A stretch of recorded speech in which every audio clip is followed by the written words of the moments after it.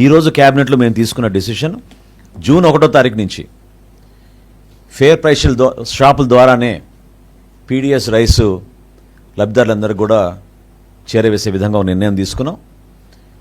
దీంతో పాటు 65 సంవత్సరాల కన్నా ఎక్కువగా ఉన్న వయసులో ఉన్న వృద్ధులకు, అదేవిధంగా దివ్యాంగులకు డోర్ డెలివరీ జరిగేటట్టు ఈరోజు ఒక నిర్ణయం తీసుకున్నాం.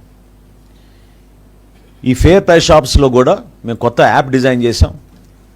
రేషన్ చాలా పక్కాగా మేము మానిటర్ చేసుకునే విధంగా నెక్స్ట్ ఫేజ్లో మేము ప్రతి షాప్లో కూడా సీసీ కెమెరాలు కూడా ఏర్పాటు చేసి వాళ్ళ సర్వీసెస్ని మేము పెంచే విధంగా కేంద్ర ప్రభుత్వంతో చర్చించిన తర్వాత ప్రాథమిక అనుమతులు వచ్చినాయి మాకు.